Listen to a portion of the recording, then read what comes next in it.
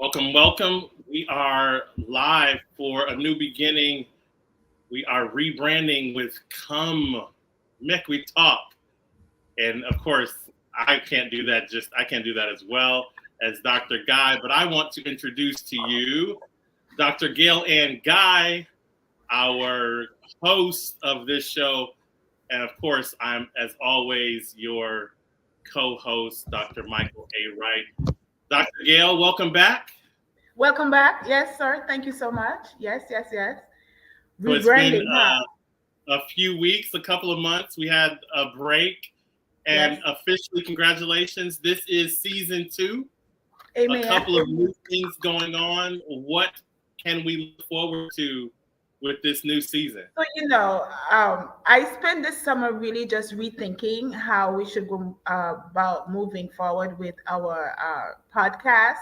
And I did a little poll on Facebook, and I was thinking, what are some things I can do? How can I do this thing? How do we meet the most of the people's needs? And so we did a little bit rebranding, Cry Rape. We've created Eat a Pear, which is a derivative of cry rape. It's exactly the same letters and it's the same words. We just shift them around. I did um, a presentation on bullying this summer, and my son and his girlfriend was here, and I go, listen, they go, mom, that's a bit harsh for the little people. So can we like change it? And so we played with it a bit, and we came up with peer, eat a pear. So we are going to do the same exact thing we're doing as far as resilience, advocacy, healing, and health. How we're made whole from our experiences, if ever we are ever whole, right? And just go with the flow of things. So we have quite a bit of a lineup for you guys this season. We have people talking to us about trauma, especially from a male perspective, in the Caribbean islands and in the States as well. We have people talking about their resiliency in becoming entrepreneurs and building and wanting to do things. We have a dad who's going to come talk to us about being a father and the resiliency in that process of not being there, but had to pull himself back and push himself forward just to be the best he can for his children. What else? We talk about divorce too, Michael. We're going to share our stories a little bit, right? Just to tell the people how God could heal and restore in the midst of what seems so devastating and so difficult. Yeah. So that's just what it is for right now. Do you want to introduce our speaker, or you have a question you still want to talk? Well, before we introduce the speaker, let's get into what's going on today, because I got excited about talking about divorce tonight, but there are things going on in the world. So, right. Special edition. Great. We're talking about something a little bit different tonight. So introduce our speaker as I bring him to the stage. Right. So you could bring him while I talk. So we are going to talk to Mr. Andrew John from the South. What is it? The Southwest? South Windward. South Windward. I always get that wrong. So the South Windward constituency in St. Vincent, kind of like where I am bred and butter and was born. My mom, my father. It's hometown for me. So it's a pleasure and an honor to have Mr. John with us tonight. The world know or are aware that Hurricane Beryl has taken a toll on the Grenadine Islands and the island of St. Vincent, as well as other islands such as Grenada, Caracou, so forth and so on. And Andrew, you have been on the ground doing what you do best, right? Meeting the needs of the people. So before we get into you and start asking you questions and having you talk to us about what's happening, let me tell the world who you are. All right, Ayo. Drum roll. Michael, you have a drum roll? No drum roll. Okay. All right. Mr. John. Mr. John is a retired principal with 37 years of teaching. Wow. Congratulations. And I know you're giving you roses now. That's a long time. And yes. I know for a fact that you've been doing great work. And the students still remember you up to this day. He has worked as an industrial relations and research officer. That sounds really fancy. of the St. Vincent and the Grenadines Teachers Union. So Dr. Wright and I are avid researchers. We research social, not social, but it's social issues, yes, and try to find ways and educate people on how we could deal with stuff. So I understand that very well. He has Okay, Teachers Union. Presently, he is the candidate, and this has been a good situation. I know for sure that you have had the support of the people, and the people really admire and respect the work that you've been doing. And so this was an easy, although it may not seem that way, but it in the eyes of people. So he is the candidate for the NDP, the National New Democratic Party Democratic, new, of New St. Vincent Democratic. and the Grenadines. He is that candidate for the South Windward constituency. It's kind of like senators or representative that we have for certain areas, but this is particularly in the parliament politics in St. Vincent and the Grenadines. So without further ado, I am excited that you're here to talk to us about the work you've been doing in St. Vincent, and so that the world could know and probably offer help if possible. All right, take it away. Michael, you have a question for Mr. Andrew? John? Yeah, I first want to give you a chance to work through how Gail, Dr. Guy, chopped up your ideas there with so what is the party you're with, Yes. and what are you running for, and how's that going first? How's that piece going? Right. Well, first of all, I really want to thank you all for having me. It's a real pleasure being here, and this opportunity is really great. The party is actually the opposition party in St. Vincent and Grenadines. It is called the New Democratic Party, and it is the party that is expected to take the reins of government in the next elections, which are parliamentarily due in a year or so, right? But in terms of the work that I have been doing, I have, as Gail rightly said, I've taught for 37 years. I retired as a principal, and I really started teaching just out of secondary school. It has been my life work. I have been really trying to shape the minds of our young people so that we could have a productive society, a society that understands how to move forward. We have seen some challenges, really challenges in the recent, the recent past, where things have not been going as well as they should have in relation to the rate of crime and the rate of unemployment and so on. But the big story for St. Vincent and the Grenadines right now, apart from the fact that we just had Shafika Maloney representing us at the Olympics. It's historic, not only for St. Vincent and the Grenadines, but for the entire English-speaking Caribbean, where she was the first lady to actually reach the finals of the 800-meter race at the Olympics. So we are hyped up, even amidst the destruction that we are facing in relation to Hurricane Beryl. And I will explain a little more, well, a lot more on Beryl and the destruction and how our people are coping. I know it has been a challenge both physically and mentally. In every way, it has affected us. It has affected us greatly. And so I am happy that you have reached out to me here in St. Vincent, here in South Windward. And as Dr. Gill and rightly said, it's her home. It's where she's actually from, South Windward. So I am pleased that this opportunity has been afforded me. And I'm looking forward to this discussion, really looking forward to it. So thank Yeah, you. and I was only able to see a few of the things, so I'm looking forward to hearing more about what's going on. And Right. Dr. Gill, if you are agree, you want to go ahead and play this video? Okay. Yes. Mhm. Yeah, let's see, so people can have a sense of what's going on for people who don't know. Yes. Friends, we are all trying to cope in the aftermath of Hurricane Beryl, which caused great destruction throughout our country. Of course, the southern Grenadines were worst hit I was in Union Island with colleagues on Thursday, and what we saw there really broke my heart.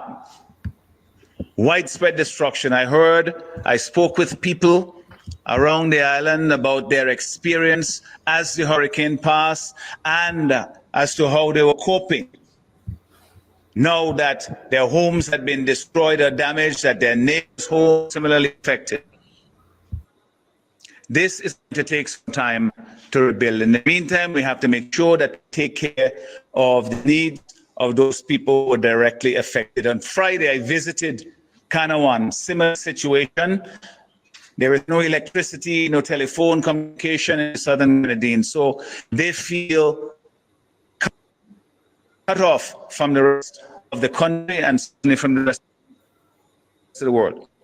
I heard of the terrible stories, horrifying stories of how people survived this hurricane, and thankful to God Almighty that the loss of life was not greater than we experienced. Now we have to turn our attention to ensuring that those people who are directly affected, especially those in Union Island, Kanawan, Myro, and those places in Bequia and in the mainland where homes were also damaged, that they get what they need to ensure they have adequate shelter, that they have access to food, and that they get the assurance that they will be provided for as long as they need it.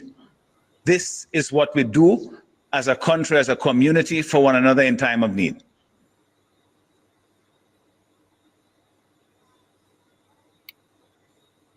Perfect. So some really serious kind of situation going on, as always with these natural disasters, where it seems more and more these days we're in this position. So we on this show, we're going to keep to our kind of segment approach to this. And so for this first segment, we really want to hit this discussion about resilience in this situation. And first, that's my first lead in for you, Andrew John. What's the state of how people are feeling, and how are we moving them into and supporting them into a resilient state? Well, the people of St. Vincent generally are resilient people, because we are here accustomed to what disaster of one nature or the other. We are just out of the eruption of the volcano a few years ago, and that was a disaster. But this particular disaster from Hurricane Beryl, I think, is the worst that we have seen. You know, it was a really devastating, and the people were so severely affected. I remember on the night, well, it actually passed in the day, during the day. My son, I have a son who is an officer. He's stationed in that area. And we lost contact with him for several days. The only message we actually received from him was him asking us for a picture of his daughter. He has a little child. And he was asking for us to send a picture. You know, and that gave me the impression that he basically had lost hope. You know, he wasn't sure that he was going to survive this disaster. You know, he was in a station where the entire roof blew off, and I think 9 or 10 of them had to cram themselves into a bathroom area just to ensure that they were safe during the passage. And people would tell you stories of several ways, amazing ways in which they were able to survive. Some people said they went into these, we refer to them as barrels, these drums, the plastic drums. They stuffed themselves into these drums to survive. Some persons had to be under their beds. It really was a struggle getting through the passage of this hurricane. From the stories, mainly from the Grenadines. On island here in St. Vincent, it was also devastating, but the impact was far from what was seen in the Grenadines. I noticed in the Grenadines, in Union Island in particular, there were just a few roofs that remained intact. Matter of fact, there was one that stood out, one little house that was built next to a church. I don't know if you would have seen that one, but that stood out because that was the only building in the entire area that was not destroyed. That it was not affected in one way or the other from the storm. So the people really had to fight for their survival. I think we lost about 6 lives. So it really was a tragic situation in the Grenadines, Union Island, Mairo, and Canouan. Those were the three areas affected, and they had to move persons. Most of the persons were relocated to St. Vincent, from Union Island especially. They were brought up here into shelters, and that again was another story because we were not prepared for this magnitude hurricane. And so even when they journeyed to St. Vincent, the shelters were not prepared for them. They had nowhere to sleep and so on. It's really a tragic story, I'm telling you. It's heartbreaking when you listen to people talk about what they went through, during the passage of Hurricane Beryl. I'm hoping and praying that we don't see anything like that again, you know. I when we talk about resilience, I witnessed. I was there for COVID, and so I saw what COVID was doing to people, and I also witnessed the eruption of the volcano and Okay. how that was devastating. I remember the sense of hopelessness for me. Yes. We had cousins and my niece living with us. People had to come from the north to be Yes. in Stubbs where we were hosting Total a evacuation. number of people. And I remember I had the privilege of working and living and is an American citizen. And I remember my school, people from my school said, Gail, come home, get on the boat, like the plane, and leave. And and thinking, oh God, but if I do leave, who is going to take care of these people? Right, right. And who would rescue them, right? So I truly understand the sense of hopelessness. I think about your son and my heart ache um, for what he could have been feeling at that particular time. What are some of the personal stories that you have witnessed since, as far as what resilience look like? Right. Well, in Well, and before you jump into that, what's the end of that story? Your son, you found him, or what happened? yes, after about a few days, because they had lost all internet, all internet connection, telephone lines were down, So we actually got in touch with him maybe about 5 or so days after. It was really, but we did get a message to say that he was okay, and he sent a picture with him that night, you know, fighting to keep the door to that bathroom closed. It was really heart wrenching to see what they had to go through, and that was from his standpoint. But he came out okay, gladly. I'm really glad that he came out of it. But he said he would not wish Yes, that sir. experience on his worst enemy. So that will tell you, as officers who are supposed to be trained to deal with that, just imagine what the ordinary person would have gone through, how they would have felt going through something like this. And some persons lost everything. Mm-hmm. Everything. They lost everything. Their homes were completely destroyed. You talk Mm-hmm. about personal stories. There is a lady right here in South Windward whose house was Mm-hmm. just broken apart, fell apart. Mm-hmm. Luckily, she was not in it at the time. Luckily, she had sought shelter at the designated area.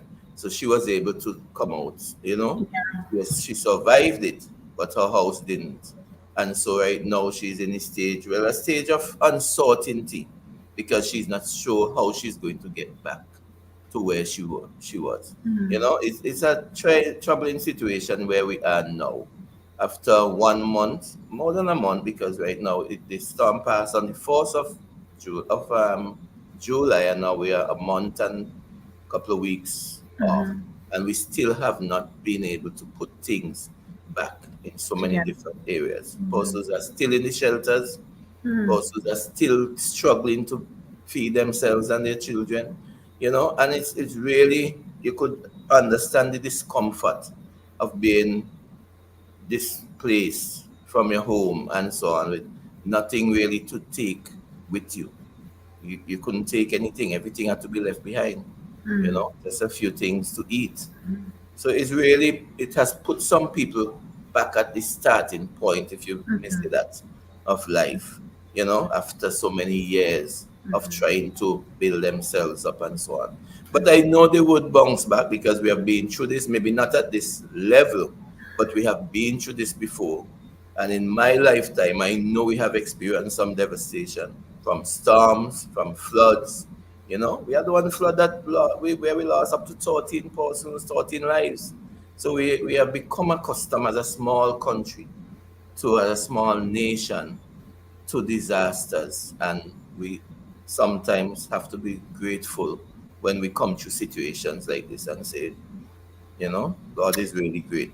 Yeah, but nevertheless, though, it's a lot within the last 3 years, back to back like that, right? Right. We haven't got over COVID yet. People still are struggling through that. People Right. still are trying to recover from the volcano, losing homes, Mm-hmm. losing crops.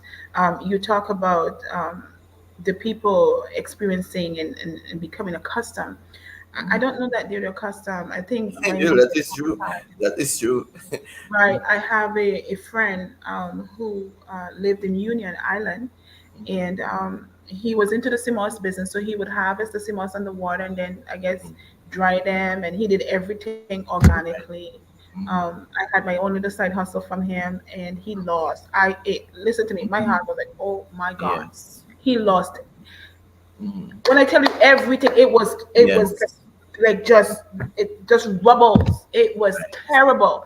The sea moss was cast out somewhere in the field, wet with Mhm. rain. I mean, he couldn't do anything to Right. salvage those things. And so, like people like that, right? Who and he has young children. He has children that Right. he has to care for, and this was a sense of livelihood for him, right? So I'm asking Andrew, what now has been some of the mitigation processes? Now, I know before that, Michael, you had a question. He was going to answer a question. So before you jump into that, what was the question again? I don't remember what you asked him. No, no, I got that question, but actually, I think for people maybe it would help to give some context because from an American point of view, mainland America especially, we think of having insurance and Right. we think None of that. your land is yours Right. and you there's just all these seeming protections. They're not really protections, but Right. Right. but they seem like protections.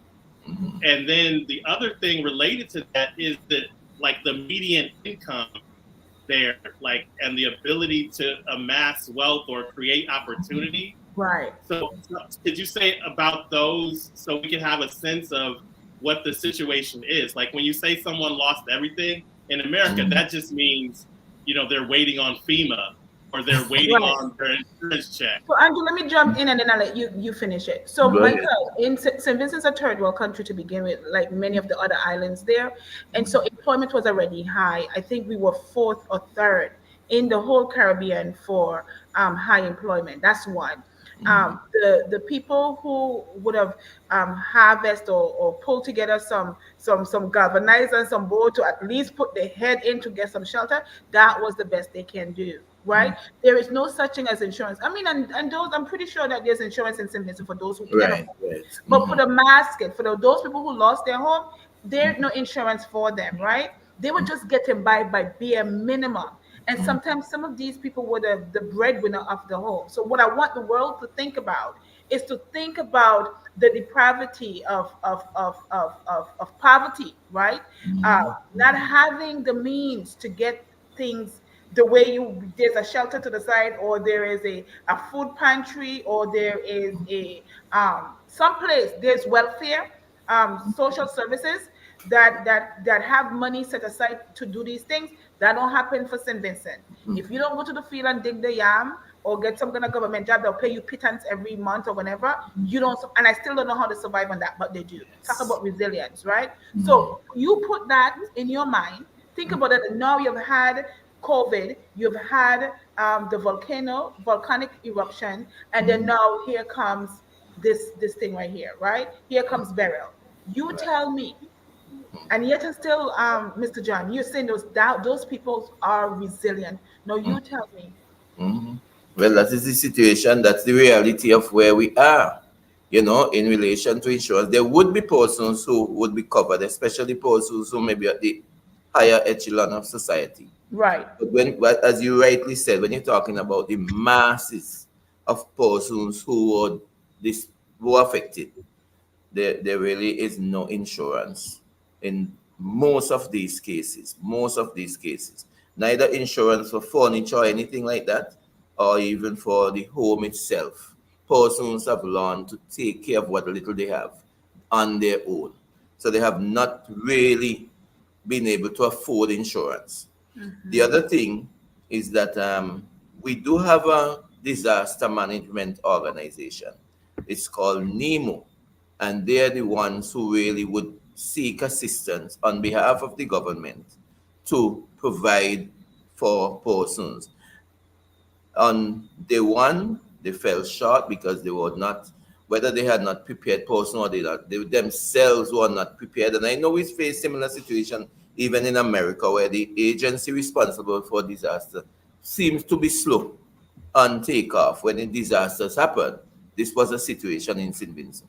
And so when on that the day or the day after, when people needed food, which was immediate need, when people needed cuts, when people needed things to assist them when they moved from where they were, those were not readily forthcoming, those were not available. So that added to the pain and the heartache that persons felt. So it really speak to the whole issue of resilience, because you have to survive, and you have to survive under extreme hardship. So when I said we have become accustomed to things, I am not meaning that it's easier for us, Mm-hmm. right? But we are hard, resilient, tough people who are accustomed surviving something on sometimes on very little in very dire situations.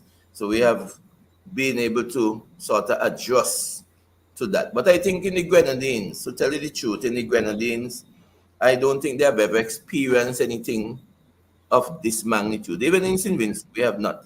Because when I looked at Union Island in particular, I'm still at a loss as to that level of destruction. I have seen houses, not just the roof gone, but the walls demolished. I've never seen that. We're accustomed to seeing roofs blown off and so on, but not walls, not in cases where entire houses were blown down. So that was new to us, and I don't know if it has to do with the building code or whatever compliance, but that was really something that was shocking to me, to see the extent of the damage there. And they are still now in the cleanup process, even after 5 weeks or so.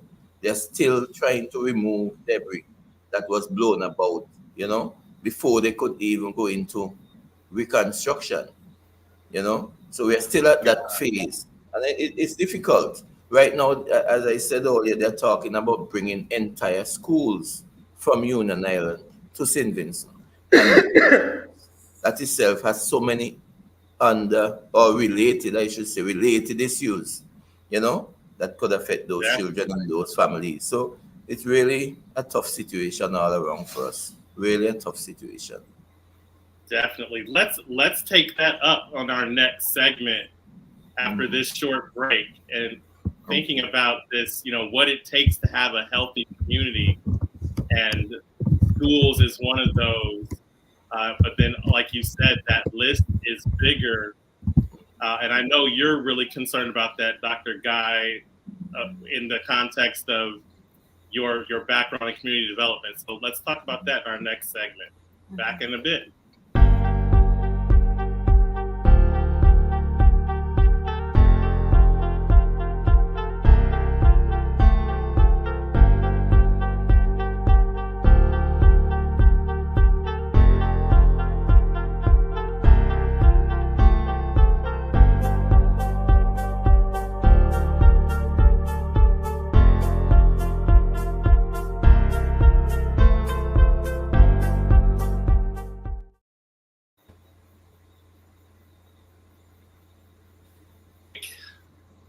So, very good conversation. I appreciate our guests, Dr.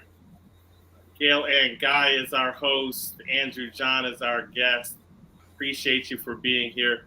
We're going to get into this discussion of fostering, promoting health.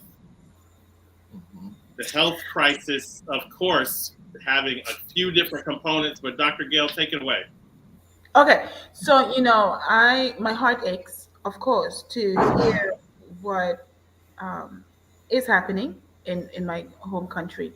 I think what our government doesn't understand, and they don't have system in place that really could mitigate and address the trauma that has already been taking place. And so to have children who have already been traumatized and misplaced in their home. I don't know, and maybe those who are trained better than me, I'm a trained clinician, um, that is the best idea to remove them, to put them in another traumatizing situation, right? I'm thinking that 5 weeks after a hurricane has passed, yet people are still cleaning. I don't understand that. So what happens to all those 90% homes in the Grenadine Islands where people are misplaced? Where are those people? So we are compounding issues in shelter. There are not only trauma, but there are all sorts of mental health issues, anxiety, depression, a sense of loss, hopelessness. I wonder what your government may have that are addressing these needs. And if anyone from the government is listening to me tonight or would listen to this podcast, I am appealing to you that as a clinician, student needs to be in places where they feel most at home. And most at home meaning where they are safe. Safety is what we do first. Hence our peer acronym. We want to protect those individuals from further harm. Moving them across the water take 2 hours from Union to get to St. Vincent to go to school. So this is a weekly thing. Is this going to be a monthly thing? Parents are going to be away from their young children. We're not thinking, right? The safest and the most feasible thing to me is to rebuild the school.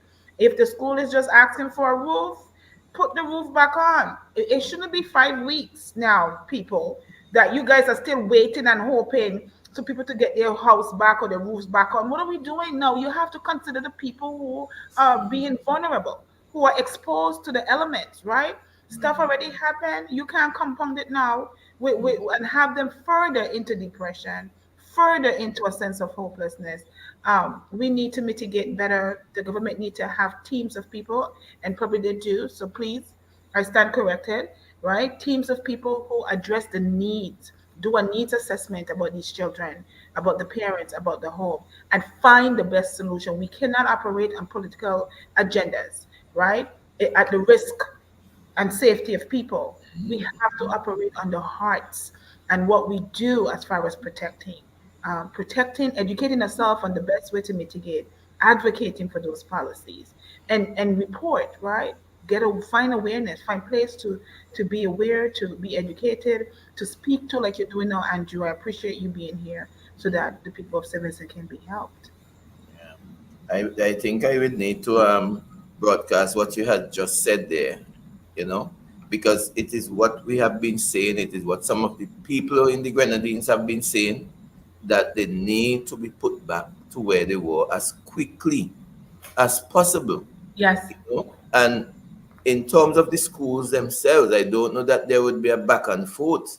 It seems to me that they are expecting that a parent would come to mainland St. Vincent and stay during the whole schooling process, while the other parent would remain in the Grenadine. That's the suggestion coming from the government, and I'm not speaking here on any speculation. It is what the government has proposed. And right now, they are in the process of preparing a campus where all these children, both primary and secondary children from the Grenadines, would dwell. And we have been asking people, they held a consultation with the people. The people, most of them are unwilling to accept that. But the government being what it is, what we have become accustomed to, will of course push ahead with their plan, as usual. And what is worrying, not just the Grenadine schools were affected, We had schools up here that were designated as shelter. Right here in South Windward, where I'm the candidate, we have a school in Carla. I passed there up to yesterday. The roof, and you will see that in one of your pictures, is still up, removed, still upside down, if you could call it that, because some of it didn't come out, but it's, you know, so that is telling me that that school will not be ready for reopening of schools this semester. Similarly, there is a secondary school in Bible area we call Adelphi Secondary School that has lost about three quarters of its roof. Nothing has started in terms of rebuilding these schools. So we are right now in a situation where we don't know where we are going come September. We don't know whether we'll be able to house the children from the Grenadines or whether we'll be able to house our own students here, because there are other schools that have been affected. And if we're saying we have just about 3 weeks or so from the reopening of school and work has not started on these school on mainland, right? They have not started any work on the Grenadines in terms of school. The only place I see work is being done is at the campus where they have decided that they are going to bring the children. And I'm glad that you're able to speak from a professional standpoint as to how the children would be affected, because we speak from from a layman's term, but at the same time, I have been teaching in schools, and I know the problems and the issues that face children, especially when they're in a new place, in a new environment, you know. And in St. Vincent, we have many, many social issues that these children would become you know, they would Right. encounter. There's Yeah, a host of issues yeah, that those will issues. compound them even further. So let me ask you a question. Do you know, have you heard anything, at least from the government perspective, when he is expecting persons to be back in their home, or the when, even if he moved them, let's say he moved them to St. Vincent, so Right. for how long they will be in St. Vincent, and when will the schools be rebuilt? Is this a permanent thing that students are going to be bused or boat from St. Vincent? Help me understand, help the world understand what is happening. Would they be boat from St. Vincent to, I mean, the Grenadine Islands to St. Vincent, Well, right? I think And basically, so well, it'd be like a boarding school system, sort of. mhm, And mhm, what is the duration? What's the time frame that the government is expecting to get people up and running? right. Well, firstly, in terms of the children traveling back and forth, I think the intention is to have them staying here for basically like living on island here for the duration of whatever time. They may be able to travel back and forth on weekends or whatever, but during the school hours, they would be based here in St. Vincent.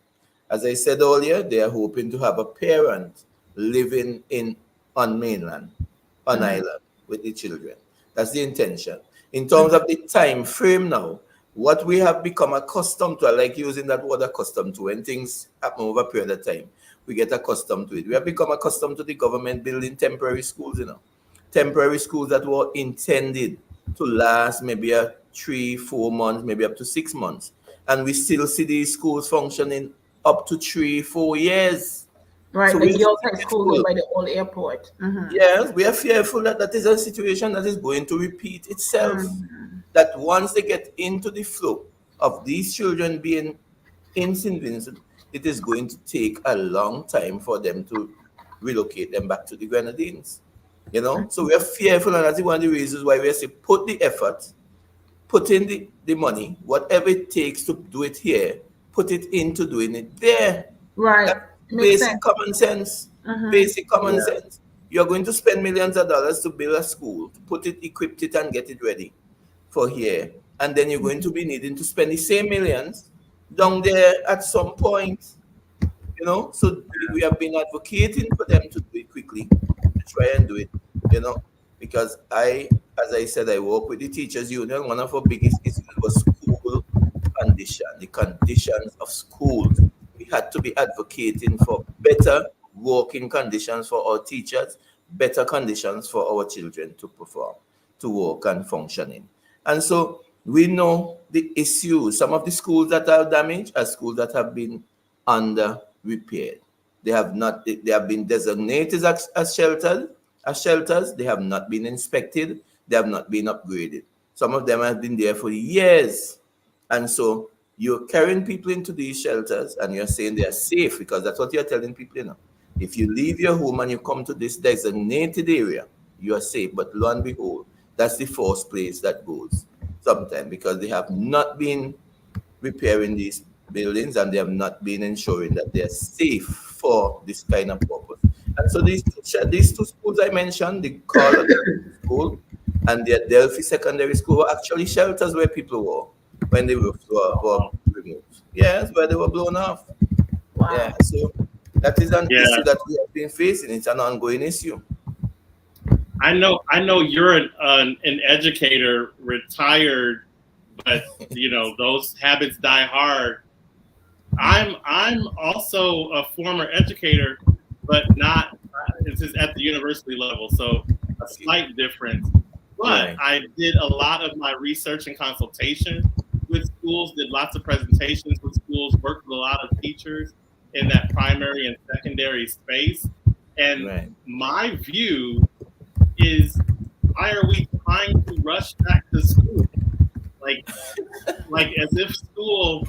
So here's the function of school from my point of view. The function of school actually is kind of a break in the day of the family, and then it enhances the family unit because there's an education going on that maybe isn't something that the family can provide, right? Like typically we don't have a calculus person in our, an algebra 2 person in our family. We go to school kind of to outsource that. Right. Full disclosure, all my kids were homeschooled, so I recognize that school can happen anywhere, and especially in the context of a disaster, it seems like we would organize people to get that space, the safe space, as opposed to trying to do school, as if students are so far behind if we don't put them in a classroom setting. So am I off base with that and just missing the boat? You are so right. It is. I had to laugh when you said it. You noticed my reaction when you said that because it is what we have been saying.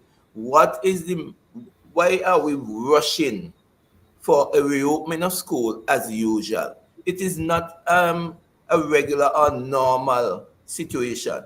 It's far from that. And in St. Vincent itself, we have seen situations even in a time when we did not have any disasters, where schools were pushed back. Because the government could not get the school fixed on time for reopening. But now they are telling us that the children must be back in school for September. You see, you just sort of strengthens that point to say that there is nothing to show that the children are so far behind that they must, or that even if they get in, they are going to be in a frame of mind to really do much, at this point in time. Exactly. Sometimes it's better if the children just get the time off to bring themselves, up to speed with what is happening around them, what has happened, what has changed in their lives. So I don't know that putting them back in school at this time would really be of any significant purpose. I mean, you say at some point they must go back, but you put things in place for them so that when they come back, they're in a familiar, comfortable space. I can attest to that. I was a child of Hugo. Hugo happened how many years ago to the Virgin Islands? In fact, that whole experience solidified what I am today as a social work clinician and a public health practitioner. I remember we were in school, and in fact, we didn't go back to school for about three to 4 months. Because all that was happening, and Hugo happened while we were in school, so we had to come out of school, and they had to. FEMA came. In fact, I saw FEMA mitigating. I go, I want to be that person. I want to be a social worker, and so it was the best education, one of the best education, honestly, that I would have gained as a 13-year-old at the time, right? Because you were learning now things at home. And Michael is actually right, right? Mhm. School Mhm. is provided as a means for parents who cannot teach or Mhm. educate their children, Right, right? right. Whether they're Mhm. going to work or whatever it is, and so they need to have them in a place that can do that properly because they're not able Right. to do so. But a lot of education happen at home, right? Yes, A of lot course. of what it is that children needs to know happen when they see their parents, even Mhm. in teens in this struggle, right? They see, they learn, they understand, right? I think what needs to happen first and foremost, again, I'm going to talk about safety, but first and foremost, parents need to be with their children. You want to strip your children and take them across the waters. That's one, right? Right. It's another level of anxiety. Mhm. Do what you need to do for the people in the homes that they're at right now, in the places that they're at. Mhm. Rebuild the homes, put on back the galvanized. And if Mhm. these house was machiated in the beginning, I understand that we want to have houses that are secure so that could withstand any other hurricane coming. Mhm. But Right. maybe we just need to start. If we're just trying to say we don't have the resource and we need to do Mhm. something, start with a Mhm. board house and put on Right. the roof so people could go in and just start and let them Yeah. start. But at least they have a sense of safety or security, right? And they can keep building on that. I don't know. Mhm. But that's I what don't we know. have been advocating from our party, and not just from a party standpoint, but from the people's standpoint as well, because that's what the people want. That's what Right. the people want. I listened to a lady who was on video. Sorry, I didn't get that video for her, for you. What she was saying basically was, we have different customs to what you have. We want to maintain our way of life. So we need to be put back here where we are. That's what she basically was saying to the government. But it just went through. They're not paying attention. They're not paying attention to what the people are saying. Their motives seem to be different to what is really required at this time. But we are advocating, we would continue to work with the people. As a party, we are working with the people. The representative for that Southern Grenadine, Mr. Terence Olivier, is on the ground. He lives on Union Island. He was affected. I just met him, but 2 days ago. I took some supplies to him from the party for him to take to the Grenadines, because we have been constantly supporting them, and we are reaching out. We continue to reach out to people to continue to support, because some persons, everybody did not was not removed. Everybody was not removed from the island. Some people refuse to, they want to stay there and try to start the rebuilding process. So some of them are still there. They're working, or they're trying to safeguard whatever little they have remaining from the hurricane. So it's really a situation where people just need their lives back. And I could understand their feelings. I could enter into the feelings that the people have. You I could end don't want to leave my home and stay at a shelter, at a school, or stay at somebody's residence. It's not the same. You do it for a and, time because there is a need for it to be done. But then after a while, you just want to return to your home. mhm. Just want to be And safe. Mr. John, maybe you've answered this question as well, in your narrative. So what does healing look like for your community? Well, let me start from where I Well, am. From my, let me jump in there real quick. go right ahead. Healing is the next segment. Let's go to a break, and then we'll answer that question. Very Okay. good question. We'll Mhm. get in the Thank you. next segment. Thank you. Good Okay. job.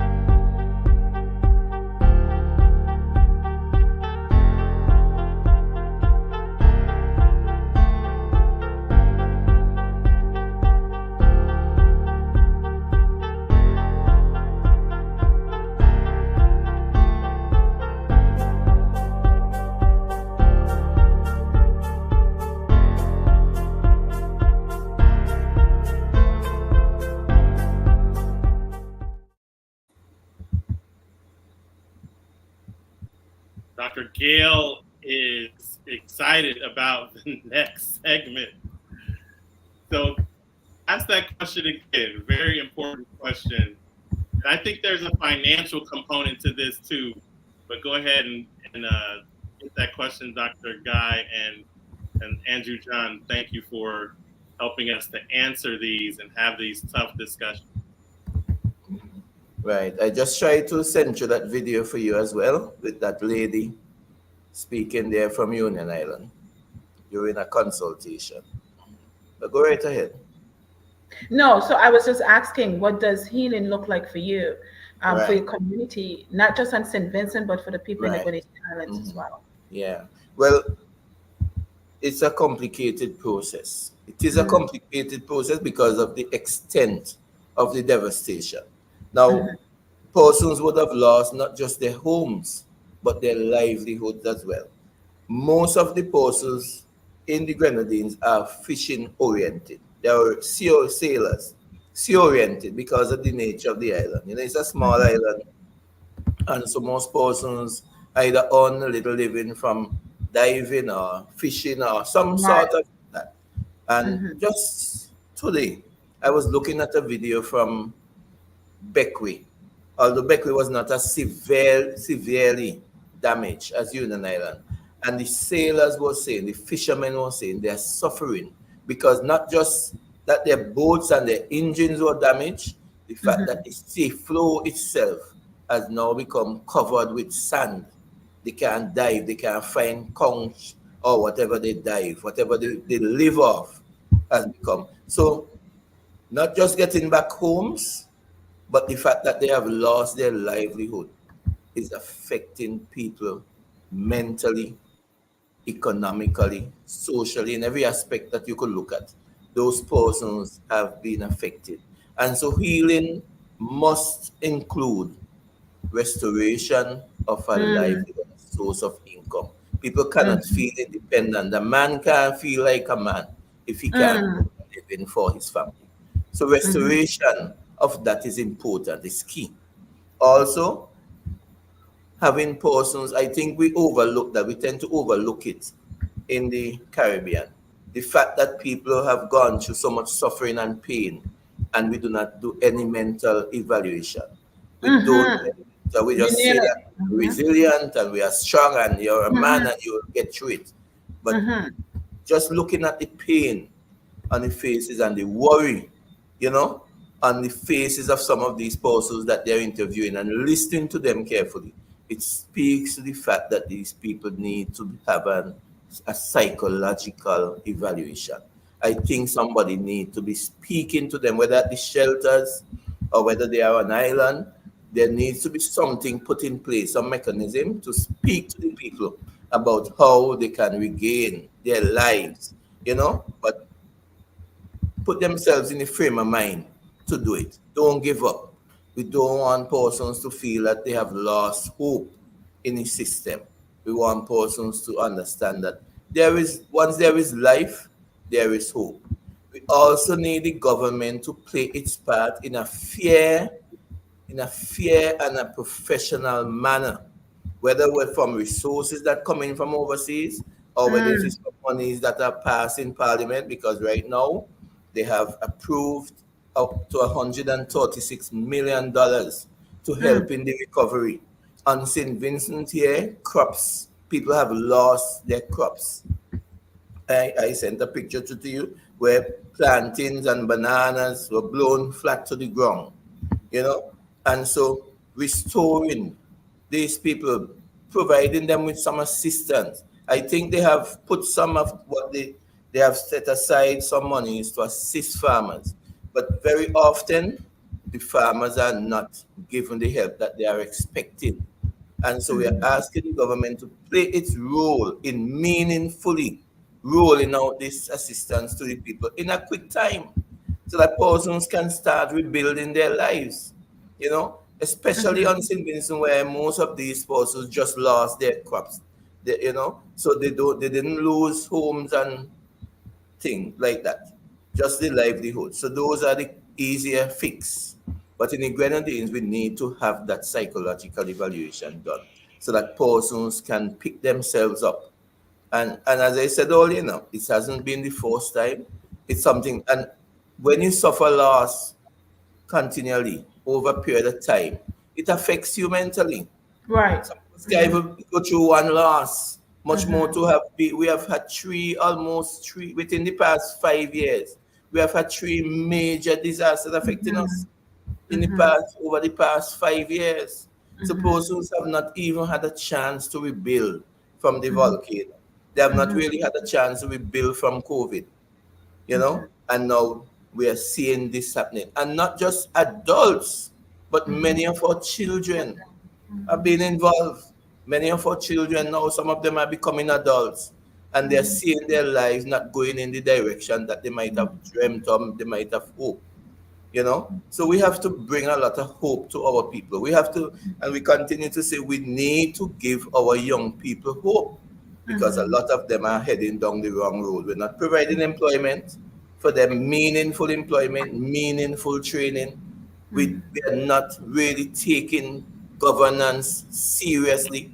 We are still too polarized, and we are still just looking out for a few persons who are connected to us. We are not. My work has been among children for the past, well, in this constituency, I've taught for about 20 years in this constituency.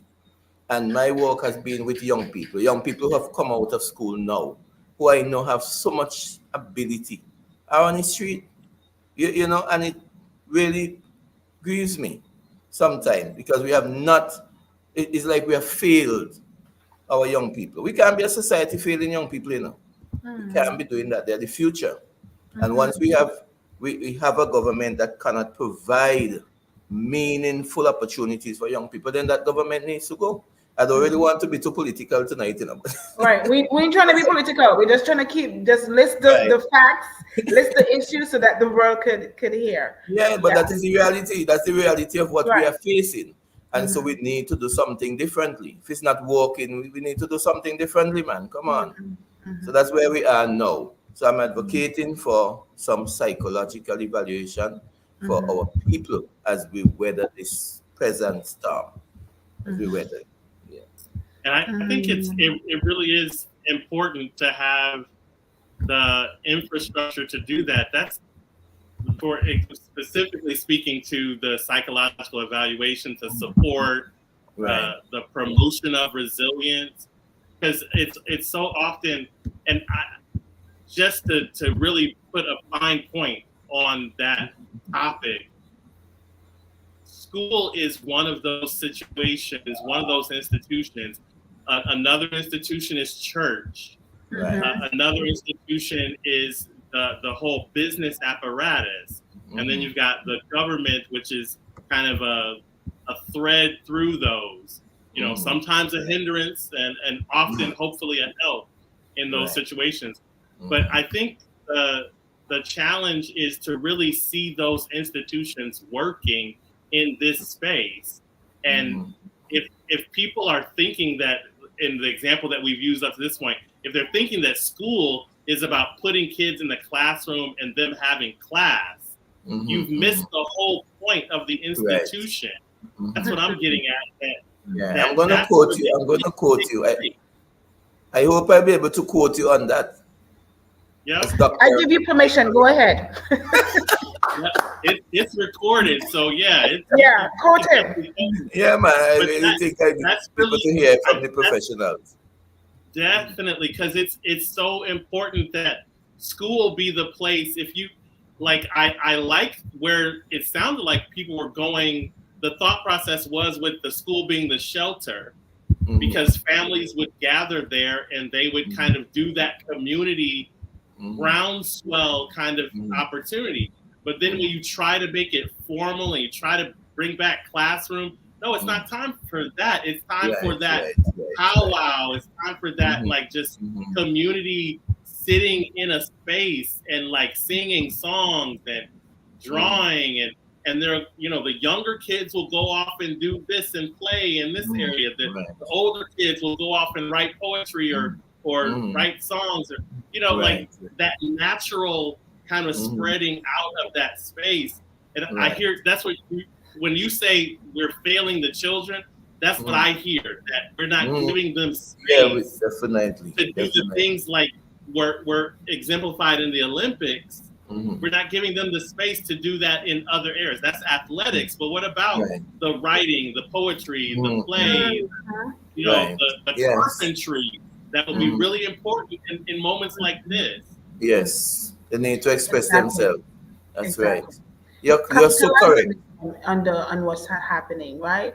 Everything that happened is an opportunity to grow and to learn and to become better, and it's True. an education, right? Mm-hmm. Andrew, John, thank you so much for being with us tonight. It's How can the world help? If you were to say to the world, to the people who are listening, how can they help? Who can they reach to help?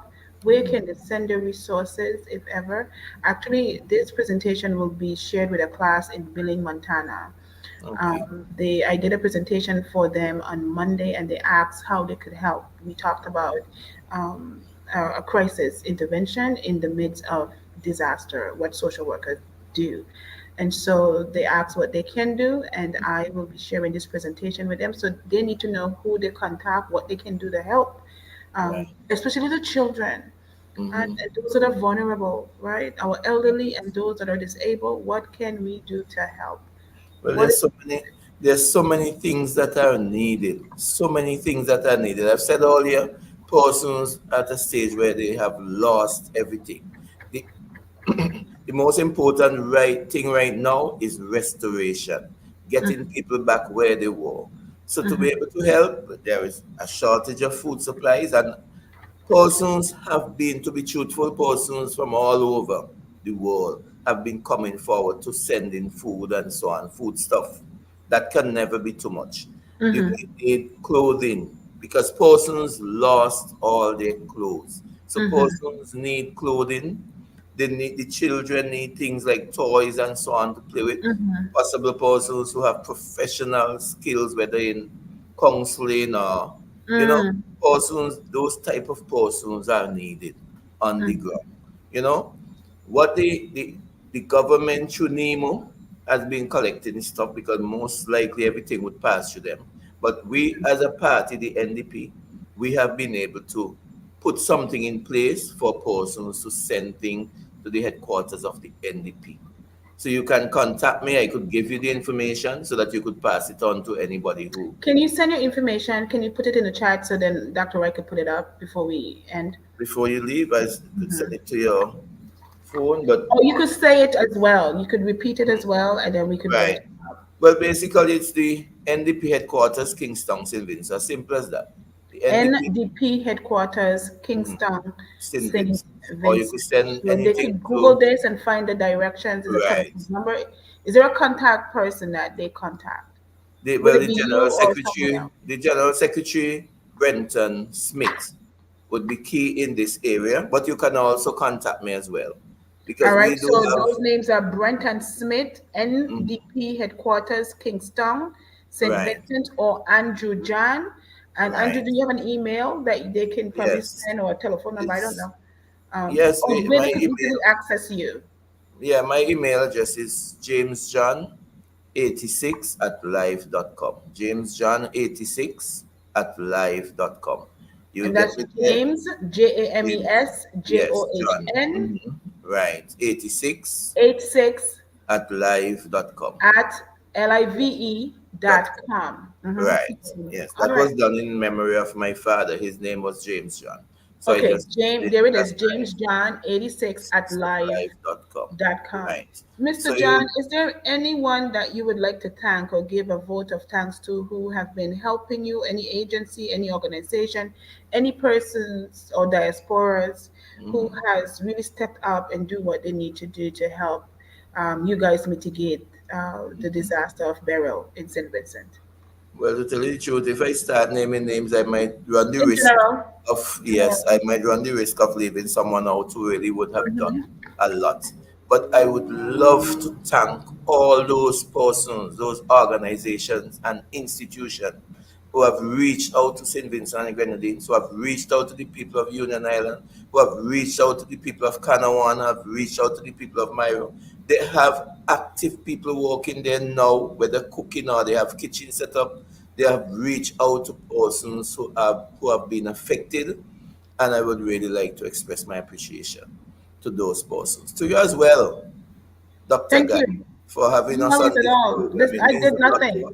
I'm And supposed to be coming, but I can't seem to be coming. Oh, I need the time to come. they usually say, stop your coming, I'm I'll be coming. there when I need to be there. Yeah. Yeah, so it would be great to see you back on the ground. And Dr. Michael, I really enjoyed the conversation. I think you have enriched my thinking in terms of how I could reach out to our children even more. So I thank you all for having me, and I would be happy to share this program with our, listeners, but Okay. our We can send you constituents. the link as well. Right. So our constituents would be able to listen to it and to see how much we are able You're to, doing, yeah. reach I, people. I also want to say, listen, I thank you again for you coming on here. Michael, you could do the closing remarks. But I want to say thank you so much for coming, and not just coming, but for what you've been doing, because I've been hearing about it. People been talking about you, Yes. Mr. John. Mr. John be on the field. One young lady, her name is V. I'm putting V on blast. V said, Gail, I feel so bad for John. John needs to rest, but he be gone all the time. He helping these people. We don't know what we would have done if John wasn't doing what he was doing. And I know you are the soldiers sometimes who don't get the credit because you're out there, and Right. you're driving from a place of wanting to help and making sure that your people are okay. And you Right. were out there along with countless others. I heard about the one guy Yes. as well from Kanawan who was in the trenches doing what the senator doing what he was doing to help his people, and the Right. countless people, the NDP, Yes. the diasporas, whoever it is that are doing what they're Yes. doing. I just want to say thank you guys so much for all that you've been doing. We appreciate you. I will continue to advocate. I will Right. continue to do what I can from my perspective, and to continue to lend a voice so that Right. people could know and help what's going Thank you on. very much. Thank you very much for having me. Thank you. Dr. Wright, any closing remarks? I appreciate you. That is a wrap on the first episode of our second season. Timely information. Thank you, Andrew John. Always a pleasure to have an Andrew, sorry, Dr. Wright, before he closes, I want you to say, because we try to restructure this whole thing, and come make we talk is an island colloquium, right? So I want you to end it with thank you, Dr. Guy and Michael, and come let we talk. Come make we talk. That's right. Come let Okay. we So talk. thank you, Dr. Guy. Thank you, Dr. Michael, for having me. And in the future, I pray that your program, Come Make Me Talk, Come Make We Talk, You got will it. Come make continue we to talk. That's right. prosper. Yes. Come make Come we Love it. talk. So thanks And again. hopefully we'll have you back again, giving us an update, Right. and how Okay. things have been going in St. Vincent, and what and what. So yeah, we truly, our heart is with you, and thank you kindly You're for coming. welcome. You're most welcome. Thank you. Thanks for being here. You're All welcome. right. All Good the night. best. See Good you night. guys. Bye. Bye bye.